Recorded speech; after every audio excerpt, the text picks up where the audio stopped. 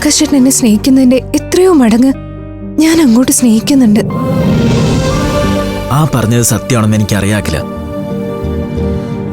പക്ഷെ എന്തെങ്കിലും ഒരിക്കൽ അഖില എന്നെ സ്നേഹിക്കുന്നതിനേക്കാളും ഞാൻ തന്നെ സ്നേഹിക്കും. അങ്ങനെ ഒരു ദിവസം വരും. വരട്ടെ. ആകാശേട്ടന്റെ സങ്കല്പത്തിലുള്ള ഭാര്യയാവാൻ ഞാനും ശ്രമിക്കാം. അതിന് താൻ കുറച്ച് പണിപ്പെടേണ്ടി വരും. എന്റെ സങ്കല്പത്തിലുള്ള ഭാര്യ എന്ന് വെച്ചാ ഞാൻ ദേഷ്യപ്പെട്ട അതിന്റെ ഇരട്ടി ദേഷ്യം എന്നോട് കാണിക്കുന്നവളും, എന്റെ ഭാഗത്ത് ഒരു തെറ്റുപറ്റിയ എന്നെ മര്യാദ പഠിപ്പിക്കുന്നവളാവണം. അല്ലാതെ ഇങ്ങനെ പാടി തളർന്നു പോകുന്ന ഒരാളാവരുത്.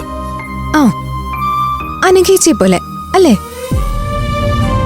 യെസ്, അനഘ തന്നെക്കാളും 100 മടങ്ങ് ബോൾഡാണ്. അതൊരു സത്യം തന്നെയാ. ആ, അപ്പൊ പിന്നെ എങ്ങനെ? എന്താ പ്ലാൻ? നമ്മൾ കാണുന്നില്ലേ? കാണുന്നില്ലെന്നോ? എങ്ങനെയെങ്കിലും ഒന്ന് വൈകുന്നേരം ആവാൻ കാത്തിരിക്കാ ഞാൻ.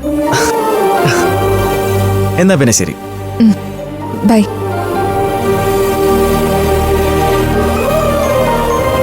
അമൃതേച്ചിയും അഭിയേട്ടനും ചെന്ന് സംസാരിച്ചതുകൊണ്ട് മാത്രം ആകാശേട്ടൻ മനസ്സ് മാറ്റിയത്.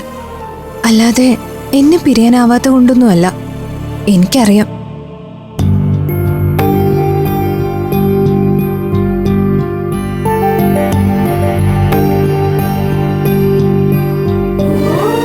എന്റെ സ്ഥാനത്തിപ്പോ അനഘേച്ചിയായിരുന്നെങ്കിൽ ആകാശേട്ടൻ തന്നെ മുൻകൈ എടുത്ത് പിണക്കൊക്കെ എപ്പോഴേ മാറ്റിയനെ. ഇപ്പോഴും ആ മനസ്സിൽ അനഘേച്ചി തന്നെയാ.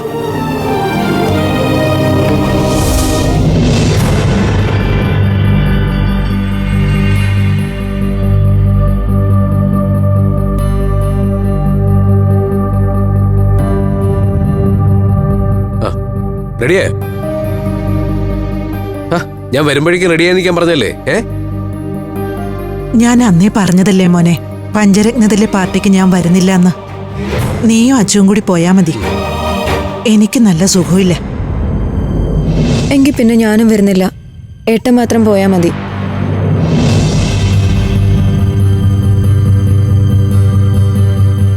ഈ അമ്മയുടെ ഒരു കാര്യം. അല്ല, അമ്മയ്ക്ക് സുഖമില്ലാത്തതുകൊണ്ട് മാത്രമാണോ വരാത്തത്? അതോ നീ അമ്മയുടെ എന്തെങ്കിലും പറഞ്ഞ് വഴക്കിട്ടോ? ഇന്നൊരു സംഭവം ഉണ്ടായി. എന്ത്? അമ്മയ്ക്ക് ജയിലിൽ നിന്ന് അച്ഛൻ്റെ ഫോൺ ഉണ്ടായിരുന്നു. എന്നിട്ട്? ആ ഫോൺ വന്നത് മുതൽ അമ്മ ആകെ സങ്കടത്തില. അയാൾ എന്തെങ്കിലും അനാവശ്യം പറഞ്ഞ് അമ്മയെ വിഷമിപ്പിച്ചു കാണും.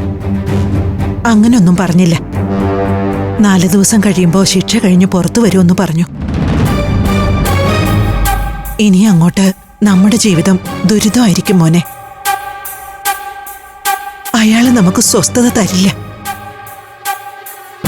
ഇനി എന്തൊക്കെയാ നടക്കാൻ പോകുന്നതെന്ന് ഓർത്ത് എനിക്കൊരു സമാധാനവും ഇല്ല. അമ്മ ഒന്നുകൊണ്ടും പേടിക്കണ്ട. അയാളെ എങ്ങനെ കൈകാര്യം ചെയ്യണമെന്ന് എനിക്ക് നന്നായിട്ടറിയാം. വീണ്ടും നമ്മുടെ ജീവിതത്തിലേക്ക് കടന്നു കയറി നമ്മുടെ സ്വസ്ഥത നശിപ്പിക്കാൻ അയാളെ സമ്മതിക്കില്ല. പറയാൻ എളുപ്പമാ.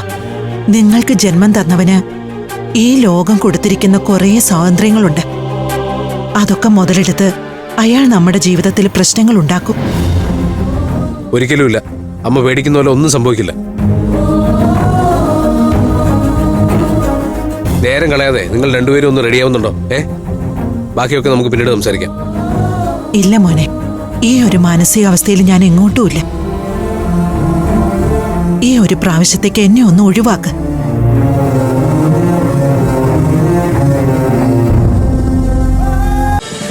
ഫ്ലവേഴ്സ് ഒരുക്കുന്ന കാഴ്ച വസന്തം യൂട്യൂബിൽ പ്രേക്ഷകർക്ക് ലൈവായി കാണാം. ഫ്ലവേഴ്സ് കോമഡിയിൽ ജോയിൻ ചെയ്യൂ, ആസ്വദിക്കൂ.